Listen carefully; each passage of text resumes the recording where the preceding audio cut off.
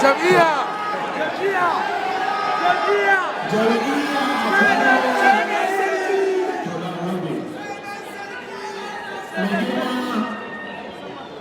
jagoran jam'iyyar APC a jihar Kano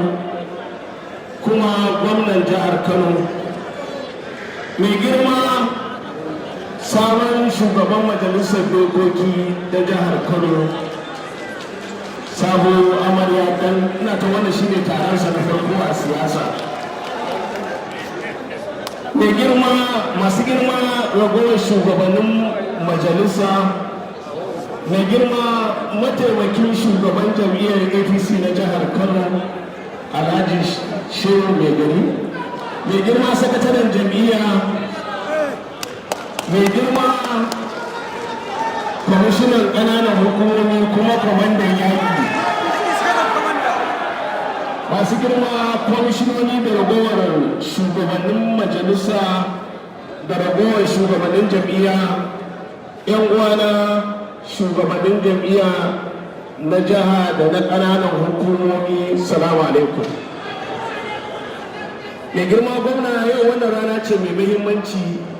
a tarihin siyasar a jam'iyyar APC a jihar Kano. Mai girma gwamna, yau muna cike da farin ciki kuma muna godiya ga Allah ya nuna mana wannan rana da aka dawo da shugabannin jam'iyya. Ni an je Abuja an rantsar da ni, kuma yau mai girma gwamna zai rantsar da ragowar esco na jiha da kuma na ƙananan hukumomi. Su kuma na ƙananan hukumomi su koma su rantsar da na mazaɓu kamar yadda tsari yake. Za ka mai girma gwamna, mun gode wa Allah da ya nuna mana wannan rana, kuma a madadin shugabanni 'yan uwana muna godiya kwarai da gaske, domin wannan dama ce da jam'iyya ta baka 100% cewa duk abin da ka yi, duk wanda ka tsince ya tsinci, duk wanda ka dawo da shi ya dawo, ka ce a dawo da kowa. Wannan muna godiya kwarai da gaske, kuma ina tabbatar maka mai girma gwamna, yadda kai wa'annan shugabanni halarci, to dama 'yan halar malak ɗinka ne mai girma gwamna.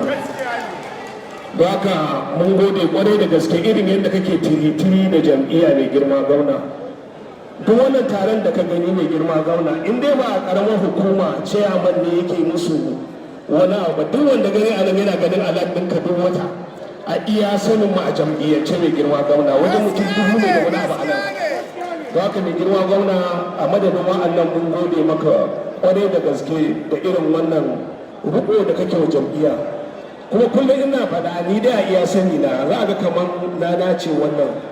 Kullum mai girma gwamna an za a yi wani taro sai ce a je ofishin jam'iyya. Yau ma wannan taron don ba mu da inda za mu iya ne saboda yawan kwa ofishin jam'iyya ya ce a zo nan a yi. Haka kullum mai girma gwamna yana girmama jam'iyya, yana mutunta jam'iyya. A jihar Kano jam'iyya tana da mutunci, tana da daraja. Haka mai girma gwamna, mun gode kwarai da gaske da irin wannan girmamawa da ake mana, ake wa jam'iyya. Mai girma gwamna, kamar da faɗa, wannan rana ce mai muhimmanci, kuma ba so muke mu yi siyasa ko mu gaya wa wani abu ba, amma ina so in gaya muku da kaɗan wannan tambayin da aka yi ya nuna cewa ashe ku jajartu ne a ƙananan hukumomin ku, ana tsoron ku. Daga cewa an dakatar da ku sai da Kano ta girgiza a kwana ɗaya biyu da aka, duk wanda yake shiga rediyo ko yake shiga social media,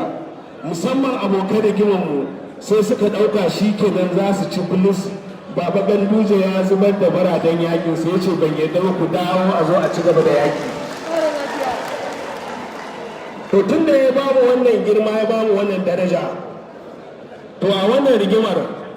a wannan tafiyar uban kuturu ma ya kaɗan. Rigimar gona, muna tabbatar maka mu abubuwan da kake yi a jihar Kano daidai ne mu. Ya yi mana, ya yi wa jam'iyya daidai, yawan mutanen Kano daidai. Duk surutai rancen banza da ake yi, wataƙila irin abin da Bahaushe yake cewa idan maye ya manta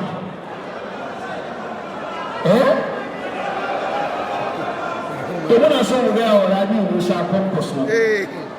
abin da ya yi a Kano ya ce an yanka fili mu fili muka yanka shi gidajen ya rinda sacewa na gwamnati gaba ɗaya ya bai su duk gidan da yake na gwamnatin Kano ne lokacin Rabi'u Kwankwaso an kwashe shi an yabe shi kuma ina so idan Rabi'u Kwankwaso ya isa ko dan takararsa Abba ko mataimakin Abba kuma da su gaya wani gidan da suke ciki yanzu ba gidan gwamnati bane suka siye a kuɗi na banza suka dauka suka shiga ƙarya suke yi zancen ƙarya ne da mu aka yi mun san kowa mun san abin da kowa yi haka magana filin banza kada ka dauke mana gidaje ka kwashe gidaje ginannu a kuɗi ɗan ƙanƙani sai ya ka muna gaya masa in yana can ba ma kallonsa muna kallonsa mun san abin da aka yi ko ya ce maganar zaɓe ko a mutu ko a rai ko a mutu mana a mutu muris ana kawo lokacin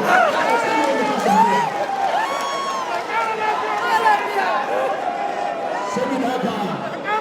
wanda yake zaton shi ya karaya musamman yan birni ba mu ji daɗin abin da ya faru ba wanda ya san wannan karin ba zai iya cin uwan dan kwankwasi a wajen zaɓe ya sauka ya tafiyarsa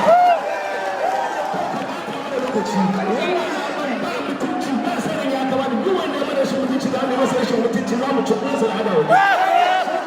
ka siya ba abin da ya sani wanda ka ba shi kashi ka ci uwansa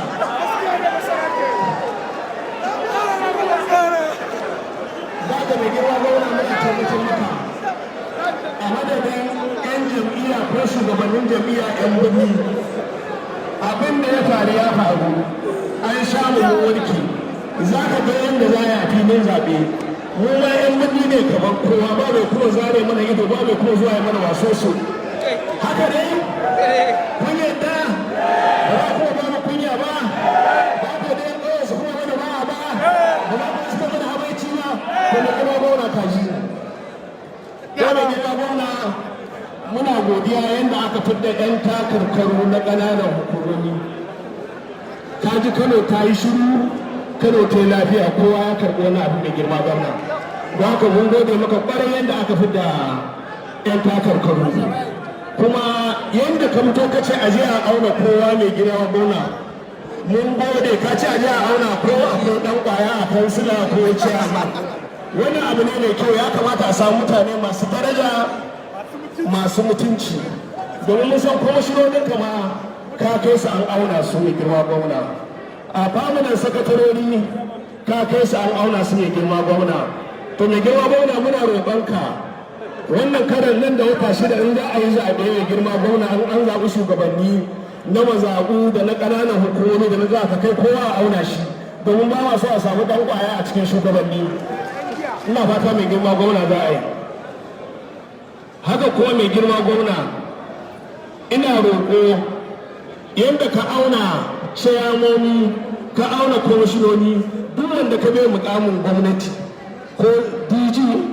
ko darakta general ko mai ko ciyaman na wani abu a auna su domin muna ganin ana kido da kwarkwata muna ganin yan kwaya a cikin tsarin nan ka ga mutum yana zara idanu yana hattandan baki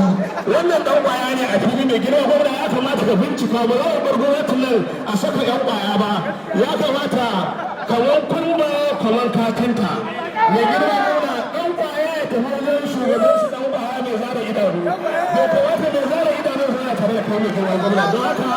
ina tabbatar maka za mu koma a bincika duk wanda ka bai mukami sai mun duba shi ba za mu kuma da yan kwaya yan mangaru mutum ya yi malkas ya zagi minista ya zagi gwamna ya zagi shugaban kasa ya zagi shugaban jam'iyya wannan ba za ta saku ba mai girma gwamna dole a yi gyara ba za mu yi yin wannan ba mai girma gwamna mun gode kwarai da gaske kuma muna tabbatar maka wa'annan mutane za a samu biyayya 100% mai girma gwamna ba za a samu cin amana ba wa'annan in ka ce ma a rabu da jam'iyyar ina tabbatar maka za mu rabu da ita mu kai muke bi ba APC muke yi da girma gwamna ba ruwan mu da wani APC in ka ce yau a tattali da ita za mu ta ci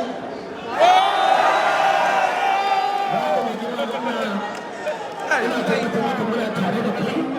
100% muna goyon bayan tsari da ake tafiya yadda ake rike jam'iyya da yadda ake taimakon 'yan jam'iyya shi ne ya rage kawai a garo abin nan indararo da yake abin da ake tura na indararo in ya saka mai girma gwamna ya tafi can ƙasa wajen 'yan jam'iyya su ma su kwashi ɗan demokaradiyya mai girma gwamna abin da ya rage wani shi ne a tafi ƙasa a taimaki wa'annan mutane a taimaka wa 'yan jam'iyya mai girma gwamna abin da ya rage kenan mu shugabanni alhamdulillah ana samun ɗan abin da muke samu gwargwadon halin mun san halin da ƙasar take ciki mun san halin da tattalin arziki yake ciki mun san irin ƙoƙarin da kake na biyan albashi da kuma a cikin mu ma shugabannin jam'iyya dan san mana wani abu duk mun san irin wannan wahalar amma muna so a kuma kallon ƙasa can mai girma gwamna a taimaki mutane a can ƙasa a buɗe a ƙara taimakon mutane mai girma gwamna kuma ya kamata kamar yadda aka sani wannan abin corona din nan da gaske ne ba Allah shugabanni kamar yadda mai girma gwamna kan kowa da takunkuminsa to mai girma gwamna ya ce in an koma gida a ringa amfani da wannan in za a cin kasuwa a ringa sakawa in mutum zai shigo musamman birni ya kamata ka sako takunkuminka kar ka zo ka kwasa a birni ka kai wa 'yan uwanka da 'yan garinku kada ɗauka abin nan wasa ne yana da muhimmanci wannan takunkumin a ringa kokari in za a shiga taro ko za a shiga kasuwa ko za a zo binni a saka takunkumin nan a ringa amfani da shi wannan yana da muhimmanci kwarai kuma zai taimaka mana za ka mai girma gwamna a madadin 'yan uwana da kace mu ci gaba muna gode maka kwarai da gaske kuma wa'anda suka yi kuka lokacin da aka ce an cire ku to ko kukan jini mai mutum zai yi kwalilan shi ba shi kun dawo kuma duk wanda ya iskanci a yi masa iskanci duk wanda ya rashin mutunci a yi masa rashin mutunci duk wanda ya yi mutunci a yi masa mutunci wannan ya nuna cewa a tsaye muke abin da muke mun gamsu da gaske ne daidai ne kuma duk wanda bai raga wa jam'iyya ba bai raga wa gwamna ba kan ku raga ma ko dan gidan uban waye ba mu ba shi kawai kuma da yanzu wanda ya shiga rediyo in zage ku yan midiya ɗin abinda kuke ni ba na jin ya ishe ni da masu rubutu kowa ya zagi ubanka ka zagi uwarsa ka zagi ubansa ka zagi kakansa ka zagi tattabatunansa